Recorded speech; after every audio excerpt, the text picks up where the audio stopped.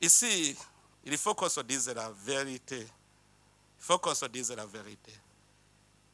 Si on veut réellement déraciner les modes à l'origine du sous-développement de l'Afrique, nous devons encore penser d'où ça vient. Pourquoi les pays africains, qui pourtant ont le potentiel économique important, sont employés pour des guerres et du terrorisme avec complicité de certains pays occidentaux? Vous voyez ce qui se passe ici, tout près de chez nous. Pourquoi ce silence? Est-ce que la communauté internationale ne voit pas les conséquences? Je vous dis que si ça continue comme ça, la guerre risque d'être généralisée dans la région. Parce que le peuple ne peut pas se laisser faire. Si le Rwanda continue à faire des conquêtes dans le territoire et dans notre pays, je sais qu'il va arriver même au Burundi. Parce qu'il est en train d'entretenir des jeunes réfugiés. Il les arme. Maintenant, il est en train de les aguerrir dans la guerre du Congo. Un jour, il veut venir au Burundi. Nous n'allons pas accepter la guerre généralisée. Nous savons son plan. C'est qu'il est en train de préparer quelque chose contre le Burundi. Et heureusement, les Burundais sont avertis. Si la communauté internationale le laisse faire, en tout cas, ici au Burundi, on ne va pas se laisser faire. J'appelle encore une fois la communauté internationale à prendre cela au sérieux. Nous avons une menace dans la région. Ce n'est pas le Burundi seulement. La Tanzanie, l'Ouganda, le Kenya, c'est à toute la région, c'est une menace. Si l'Est du Congo n'a pas la paix, la région n'a pas de paix. Ne pensez pas que c'est le Burundi seulement qui éprouve une menace. Les Sud-Africains sont en train de souffrir à l'Est du Congo. Est-ce que vraiment, vous voyez où se trouve l'Afrique du Sud? Mais l'insécurité à l'Est du Congo a des conséquences sur l'Afrique du Sud. N'est-ce pas, monsieur l'ambassadeur?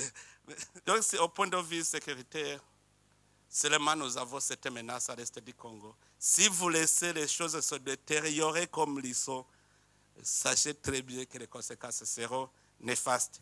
Et chaque pays va se débrouiller lui-même. Mais vraiment, moi, j'ai un plan que j'avais proposé à la région. Je sais que si ce plan était respecté, on serait en paix. Parce que vous savez, si le Rwanda justifie sa présence par la présence des FDLR, est-ce que ce n'est pas une question qui peut être résolue pacifiquement? Sacrifier le peuple congolais, tuer des millions de gens, sous prétexte qu'il y a une menace. Est-ce que cela ne peut pas être réglé sans verser le sang des innocents? Je sais que les RDC et le Rwanda peuvent s'entendre très bien sur la gestion de ce mouvement. Moi-même, je disais qu'il faut une coalition internationale de lutte contre les groupes armés étrangers à l'est de la RDC.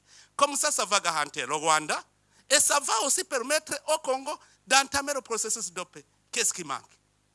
Qu'est-ce qui manque? C'est parce qu'il y a complicité. Sinon, si tous nous sommes d'accord de nous mettre ensemble pour combattre tout groupe armé étranger à l'est de la RDC, ça sera fini parce que ça va garantir le Rwanda. Ça va aussi permettre au Congo d'organiser son pays pacifiquement. Ça, c'est un. Si on parle de M23, moi, j'avais essayé de me mettre en contact avec les responsables du M23. Je leur ai dit, si réellement vous n'êtes pas des Rwandais, pourquoi vous n'acceptez pas de déposer les armes et emprunter le chemin de la paix? Comme vous êtes Congolais, vous aimez votre pays. Alors, à ce moment-là, ils m'ont dit, nous sommes d'accord, parce que je leur disais, aussi longtemps que vous n'êtes pas cantonnés, on ne saura pas qui est Rwandais, qui est Congolais. Il faut d'abord aller dans la zone de cantonnement, comme ça les Congolais sont à part, et puis les Congolais vont entamer le processus de paix, et les Rwandais vont rentrer chez eux. Sinon, on va toujours vous considérer comme des Rwandais. Et ils m'ont dit, le problème c'est qu'on nous impose d'être cantonnés dans une zone invivable. J'ai envoyé mes officiers pour aller inspecter la zone. C'était la zone de Sabignon. Ils ont trouvé que la zone était invivable. Et j'ai proposé au gouvernement congolais de décidé sur notre zone. Le gouvernement congolais a accepté. Nous avons fait la reconnaissance de la zone de Lomangabo. On a envoyé les chefs d'état-major pour aller inspecter, voir si la vie est possible. On a trouvé que toutes les facilités étaient là. Et le M23 avait accepté d'aller dans le cantonnement. On avait mis en place tout le nécessaire. Mais au moment où on allait commencer le mouvement, ils reprennent le combat. Pourquoi? Alors que chez moi, d'ailleurs, ils avaient dit, si nous y allons, quelle est la suite? La suite, c'est maintenant aller dans le processus de paix, les négociations de Nairobi. Et tout ce que vous réclamez, vous allez le réclamer pacifiquement. Ils avaient accepté. Et j'avais convaincu même le gouvernement congolais, souvenez-vous, le gouvernement congolais avait dit, s'ils acceptent d'être cantonnés, c'est qu'ils acceptent le processus de paix, nous allons les intégrer dans le processus de Nairobi. Le gouvernement congolais était d'accord. Mais quand ils reprennent le combat, comment négocier avec quelqu'un qui ne veut pas la paix? D'abord, pour négocier, il faut créer des conditions favorables aux négociations. La première chose, c'est le désengagement des forces pour ramener la confiance entre les parties en conflit. Que ce soit le Rwanda, que ce soit la RDC, il faut que d'abord, il y ait cessation des hostilités, que les forces se désengagent. Comme ça, on crée un climat de confiance. Les gens vont se parler sans inquiétude.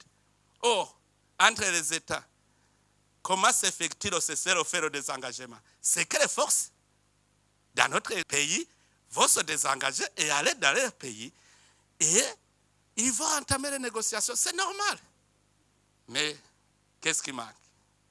La communauté internationale est ici. Qu'est-ce qui manque sur les deux processus?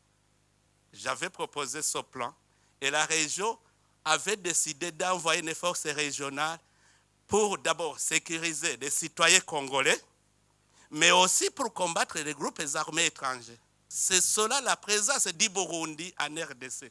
On est allé dans le sens de l'idéologie régionale. Quand nous sommes arrivés au Sud Kivu, vous êtes témoins. La paix et la sécurité a été ramenée. On a entamé le processus de réconciliation des communautés congolaises. Jusque maintenant, c'est calme.